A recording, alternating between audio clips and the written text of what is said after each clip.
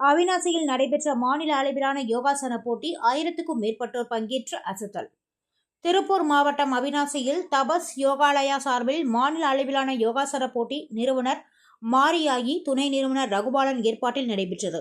சூலூர் முத்துசிவ ராமசாமி அடிகளார், அவிநாசி ஸ்ரீ காமாட்சி தாச சுவாமிகள், அகில பாரத சாதுக்கள் கூட்டமைப்பு மாநில தலைவர் ஸ்ரீ வெள்ளியங்கிரி சுவாமிகள், பழங்கரை முன்னாள் பஞ்சாயத்து தலைவர் செந்தில்குமார், பழங்கரை முன்னாள் ஒன்றிய கவுன்சிலர் கார்த்திகேயன் ஆகியோர் துவக்கி வைத்தனர். புதுச்சேரி பகுதியைச் சேர்ந்த 8 வயது முதல் 60 வயது வரையிலான 1000க்கும் மேற்பட்ட யோகாசன போட்டியாளர்கள் இந்த யோகாசன போட்டியில் கலந்து கொண்டனர். மேலும் சிறு வயது முதல் பெரியவர்கள் வரை தங்களது உடலை வில் போல் வளைத்து போட்டியில் தங்களது திறமைகளை வெளிப்படுத்தினர். Special common champion, champion of champion என 4 பிரிவுகளின் கீழ் நடைபெற்ற போட்டியில் வெற்றி பெறுபவர்களுக்கு பரிசுகள் வழங்கப்பட்டது. மேலும் இதில் வெற்றி பெறும் நபர்கள் கோவாவில் நடைபெறவுள்ள தேசிய அளவிலான போட்டியில் பங்கேற்பார்கள் என நிகழ்ச்சி ஏற்பாட்டாளர்கள் தெரிவித்தனர்.